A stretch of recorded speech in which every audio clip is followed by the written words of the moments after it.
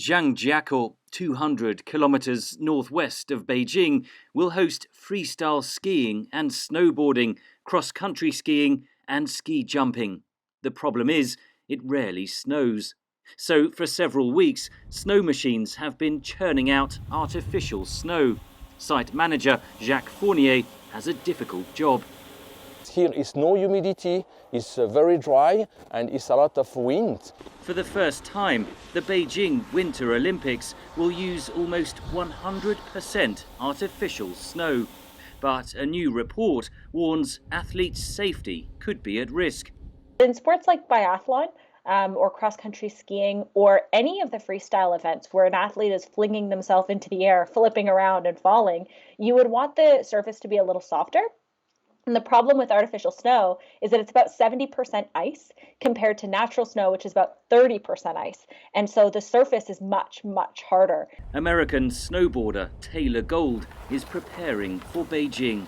During his first Olympics in the Russian resort of Sochi in 2014, he recalls the halfpipe melting. They were spraying some chemicals on it to try to get it to stay in shape, but if you go back and watch that event, it's clear. It was really warm. It was not ideal for snowboarding. Critics say the climate of both Sochi and Beijing are unsuitable to host the Winter Olympics. But even high-altitude mountain ski resorts that have traditionally hosted the Games are at risk because of climate change. The northeast of the US, for example, eastern Canada, we are losing significant amounts of snow there. And then in places like the Rockies and the Alps, we just don't have quite as much as we used to. So the challenge moving forward is going to be, where can we put these events? And with the Winter Olympics, we're already kind of there.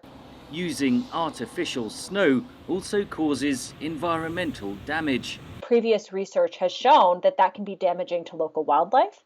But we also expect that, when you're creating that much snow, the energy usage is extraordinary. The amount of water is extraordinary. In this Olympics, we're expecting 49 million gallons of water to be used.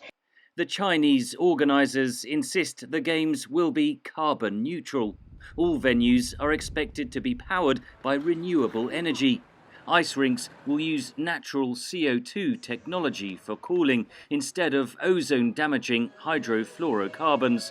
And some athletes prefer artificial snow. The snow is actually really amazing, the man-made stuff, and I think because of how cold it is, you have to be really aggressive with how you ride, but you just have to adapt. Olympic organisers will also have to adapt. The Loughborough University report warns that by 2050, fewer than half of the resorts that have hosted the Winter Olympics up till now will have viable snowfall. Henry Ridgwell for VOA News, London.